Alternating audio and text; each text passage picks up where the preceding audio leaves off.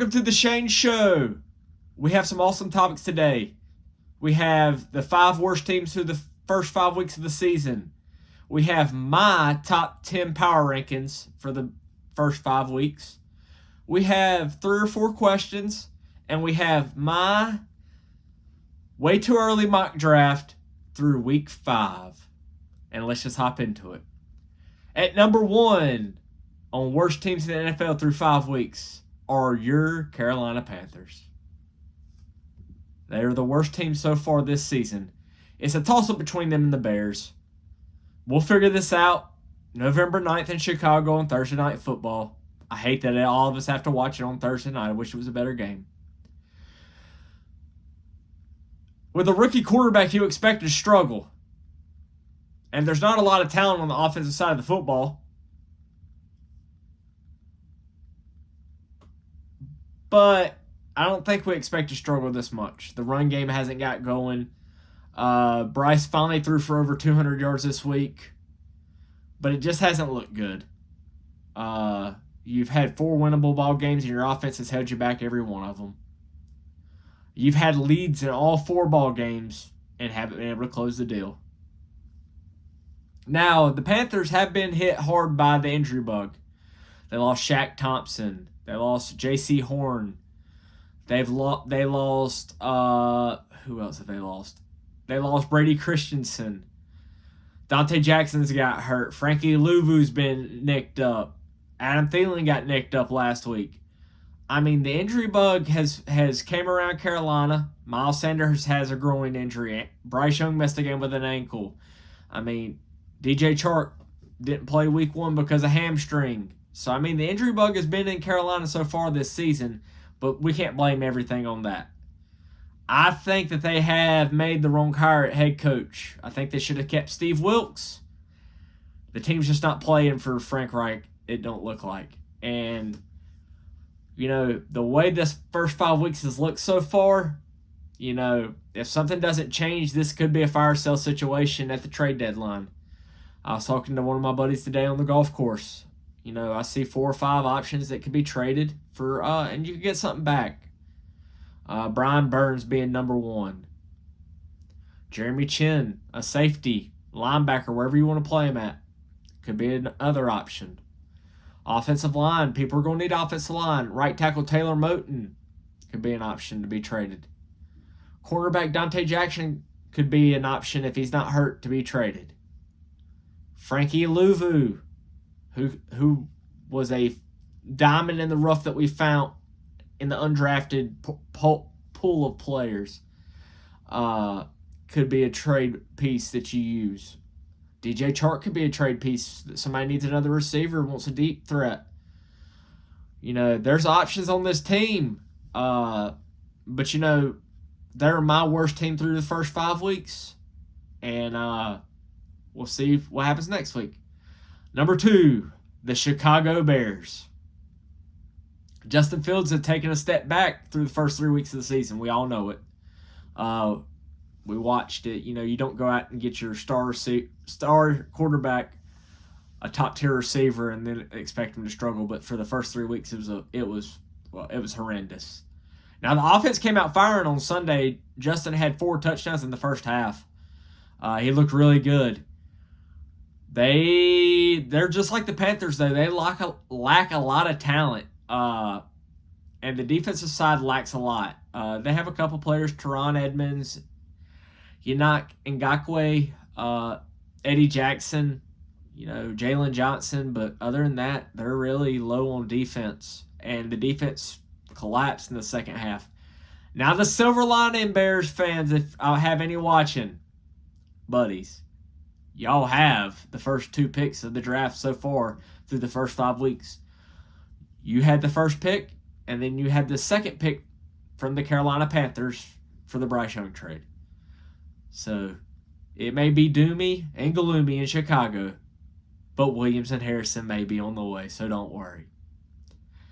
Number 3, my 3rd worst team in the NFL through the first 5 weeks, the Las Vegas Raiders.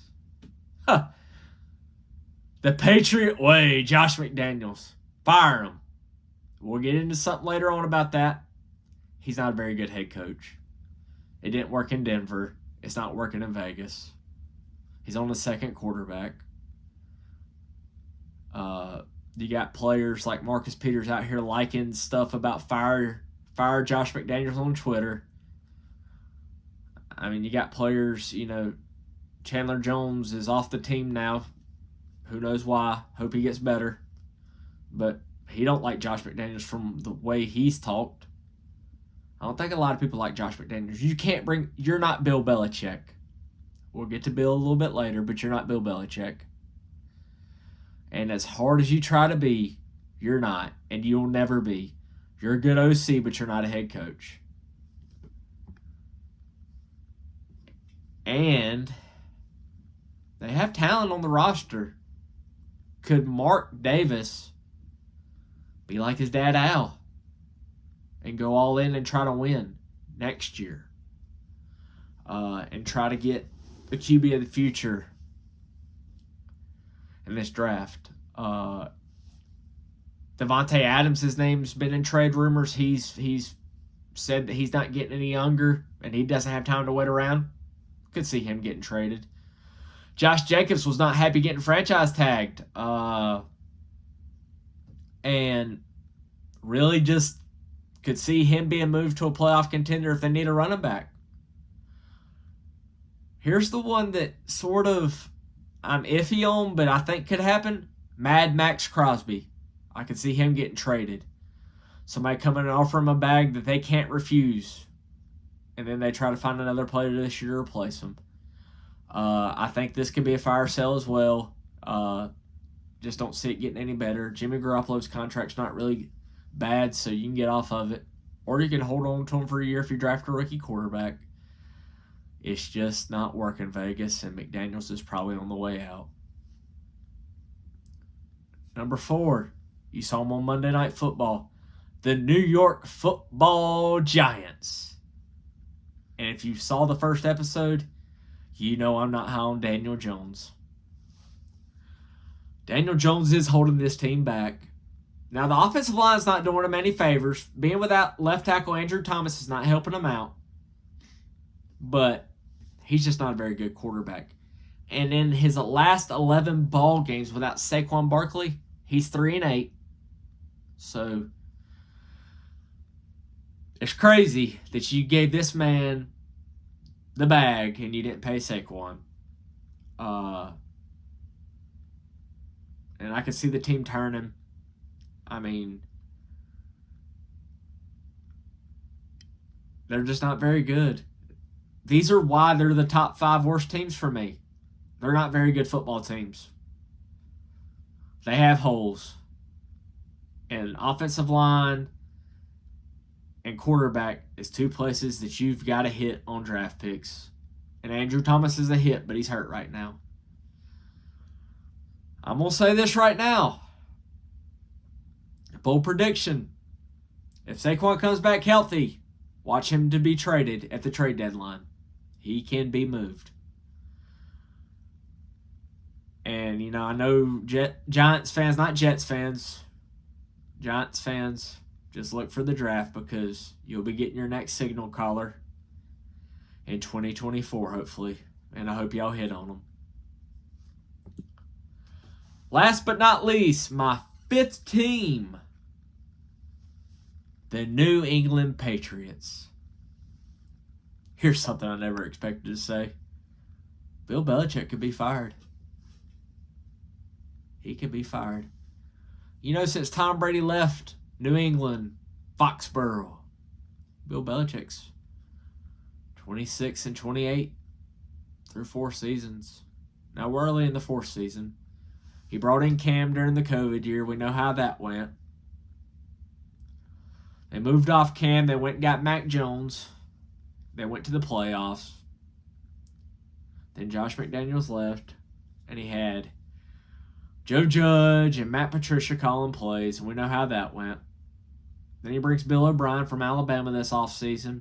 And it's just not working for Mac. It's looking like this Mac Jones experience in New England could be headed to a to an end. I mean, there's some teams out here this year that could be like, we're not in love with our quarterback. I've said it through the first 3 episodes. There's quarterbacks in this draft, and teams are going to find their quarterback. There's not talent at receiver. So, I mean, we're blaming quarterbacks. There's not talent on this roster, and you don't have Tom Brady walking through that door that can make something with nothing. So, I can see this team finishing in the bottom of the AFC East and having a top 5 pick because they're not good. Now, let's switch gears. Let's go to my top 10 NFL power rankings, week 5. At number 1, shouldn't be a shock, the San Francisco 49ers. That's number 1. Until somebody beats them, they're number 1. I'm going to get hate for this one, but my number 2 team in my power rankings is the Kansas City Chiefs. As long as 15's out there, you got a chance. Andy Reid calling plays, you got a chance. And the defense has stepped up. The AFC goes through Arrowhead still. It's just like the Patriots dynasty. That's where it goes through. The number 3 team for me. Everybody was hard on them after week 1. The Buffalo Bills. They beat the Dolphins last week. They showed that this is still our division. So number 3 for me is the Buffalo Bills. Number 4. I may get some hate for this. They just haven't looked good through 4 weeks. And their schedule gets tougher after week 6. The Philadelphia Eagles. I mean, they're 4-0. They've won every ball game, but they're my 4th team in my power rankings. Number 5, the Miami Dolphins. They got beat by the Bills. They'll bounce back. You lose in this league. They weren't going to go undefeated, so get a loss out of the way and bounce back this week and move on. But that is my number 5 is the Miami Dolphins. Number 6, the Detroit Lions. I was tossing between the Lions and Dolphins. The Lions are number 6 right now. Doesn't mean they can't jump up into the top 5 next week, but they're my number 6 team this week. Jared Goff's playing like a top 10 quarterback. Dan Campbell's got this team rolling.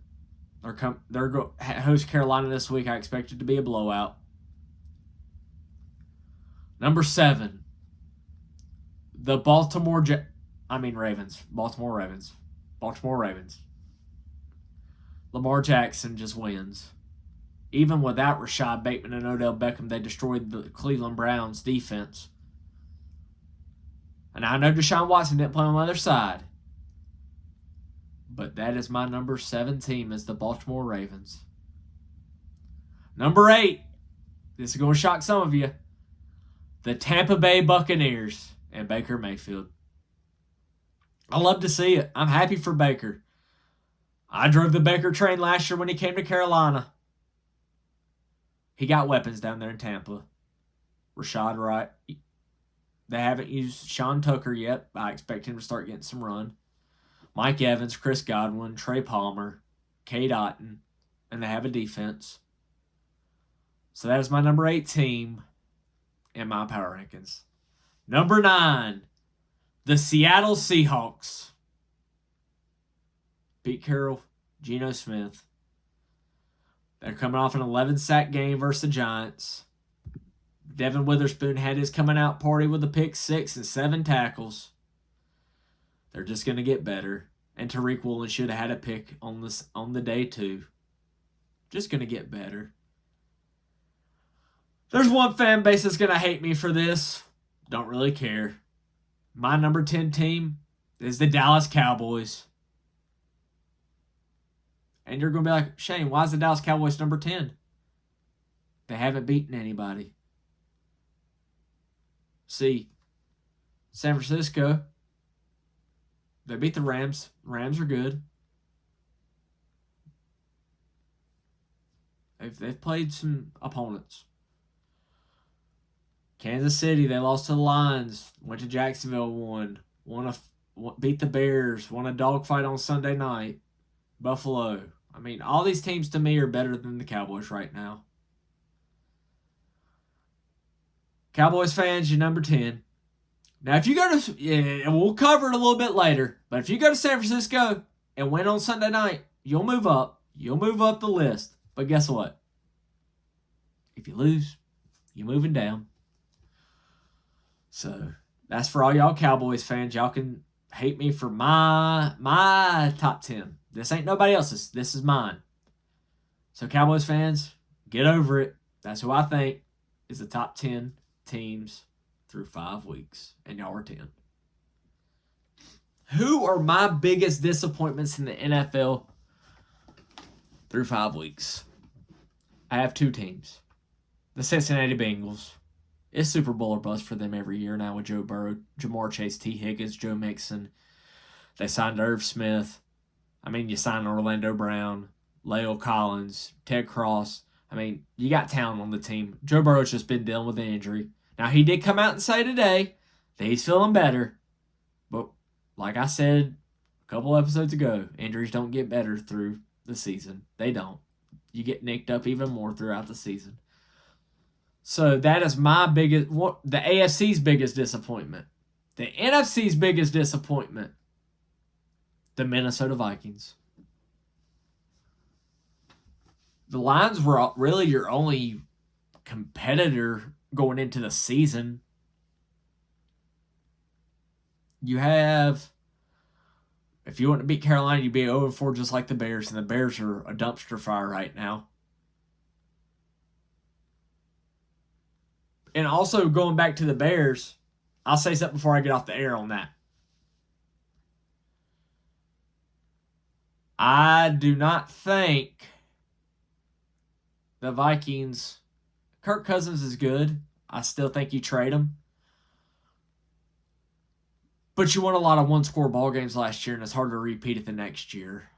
And I just think that's what's going on. You have Kirk Cousins, you got Alexander Madison, you got Cam Akers, you got number 1 receiver in the NFL. To some, I like Justin Jefferson. I like Jamar Chase just a little bit more, but Justin Jefferson is in the top 5 receivers in the NFL. You get rid of Adam Thielen. You still have KJ Osborne. He stepped up. You go out and you draft the man from USC, Jordan Addison. He's had a good first 3 weeks. He didn't have a good week 4, but,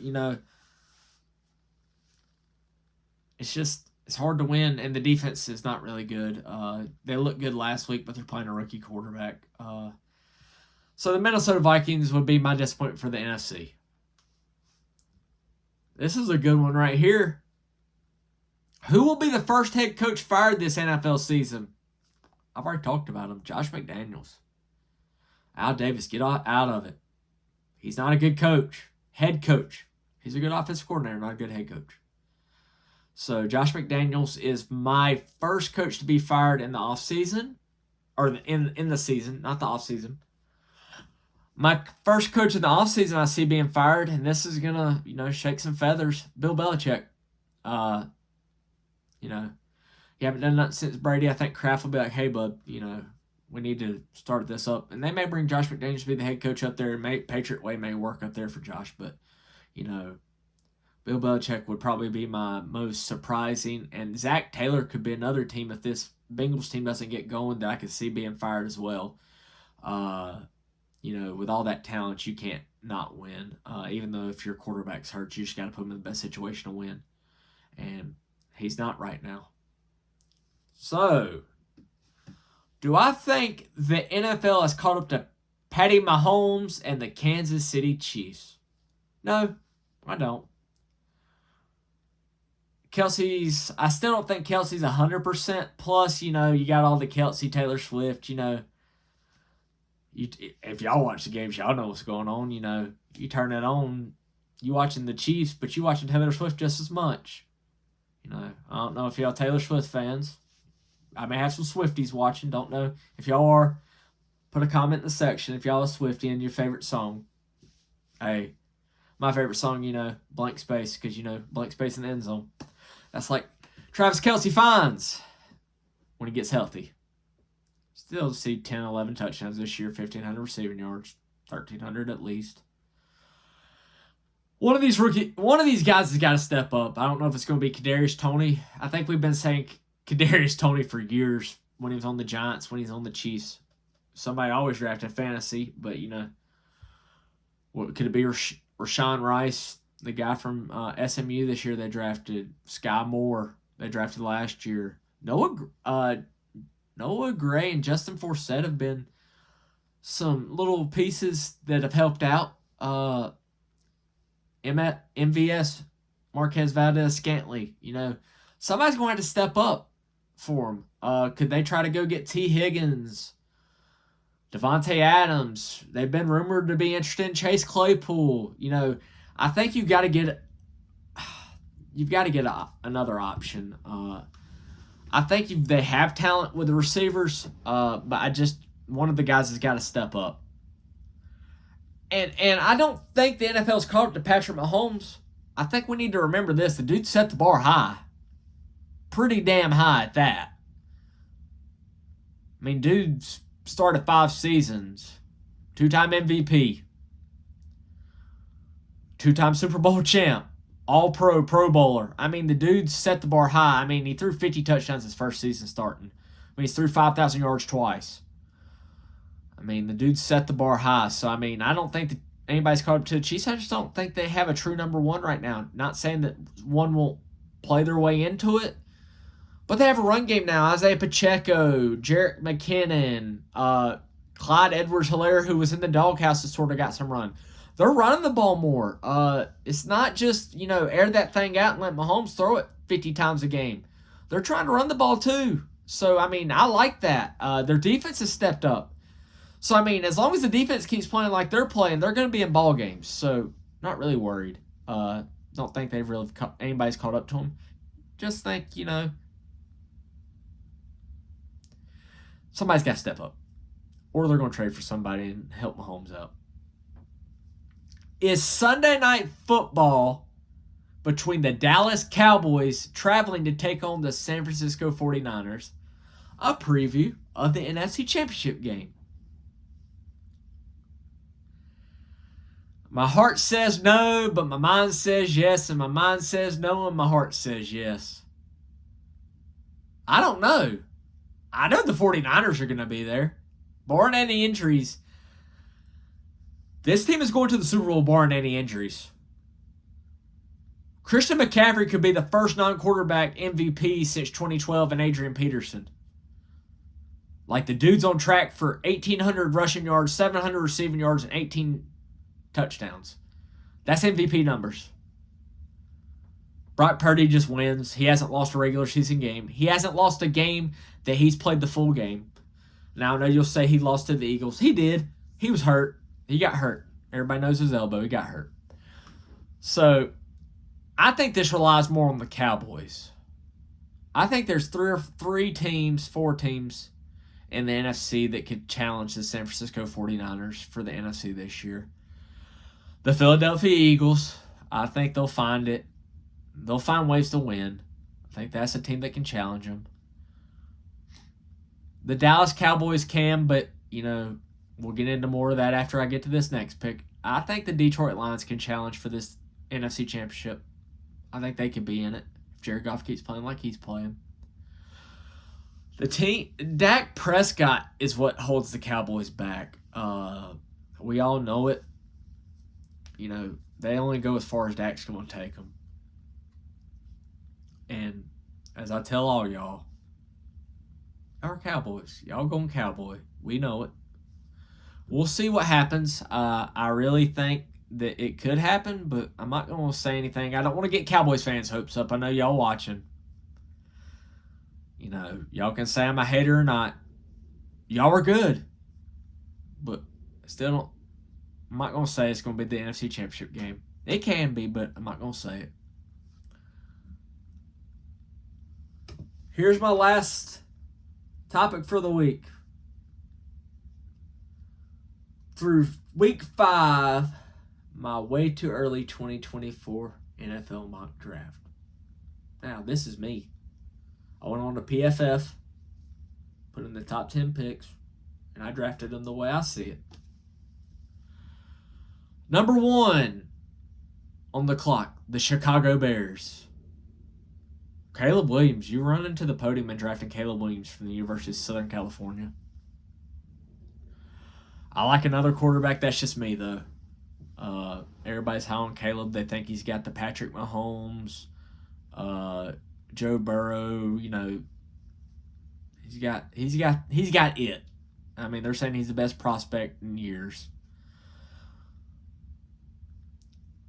With the second overall pick for the Chicago Bears via the Carolina Panthers, you're right up and you draft you another weapon for your quarterback, Marvin Harrison Jr. from The Ohio State University. If that happens for the Bears fans, y'all are ecstatic for that, because I mean, you'll have Caleb Williams, DJ Moore, Marvin Harrison Jr.